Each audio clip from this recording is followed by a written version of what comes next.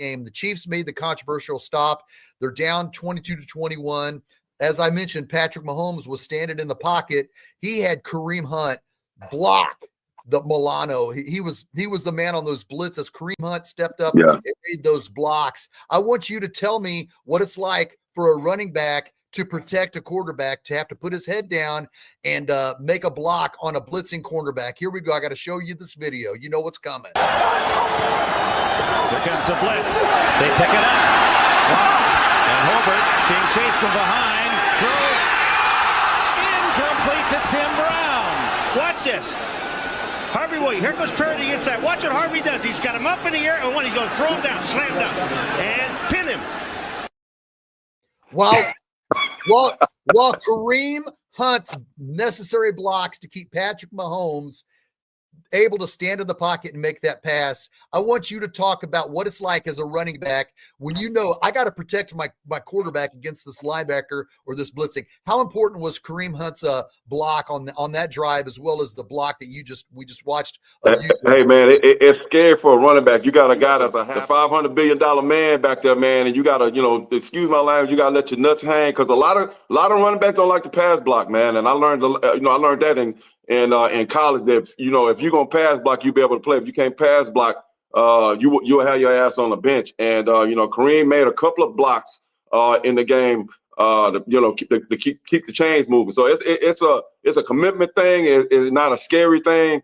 It's you got just get in there and swell up and bow up and make sure this guy's not the guy that's going to knock the quarterback out. That's not my guy that beat me, because, when it comes to films, man, on Tuesdays, you go in there and you give up a sack, especially for running backs and pass protection, man. You get a linebacker that's, 250 and eating glass and nails and coming there and looking like he's going to run over and just run past you, and you sitting up there with your eyes closed. That's a bad look, man. So you got to do. I used to always try to hit a guy in his chin and try to knock him out.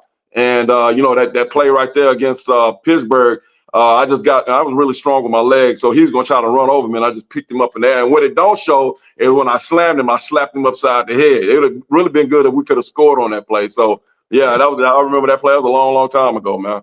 Well, let's see it one more time, just so our viewers know what's the proper technique for a running back to block a blitzing cornerback. Let's see it one more time, Harvey. Here comes the blitz. They pick it up. Wow. And Hobart being chased from behind. Throw incomplete to Tim Brown. Watch this. Harvey Williams. Here goes Perry to the inside. Watch what Harvey does. He's got him up in the air, and when he's going to throw him down, slam down, and pin him.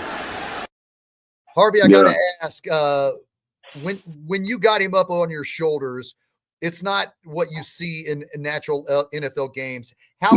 What were you thinking when you had him up on your shoulders? Well, I had been watching him a couple of games. He would like to run, get a running start and just run over running backs. I knew that I was strong enough to pick his ass up in the air. But what you do is, I step inside, make sure I don't get beat inside, and then I let him, like he's gonna go around me. Then that's when I got right up in his waist and got him up in the air. And you couldn't hear, but he screamed like a little chick. He was like, ah.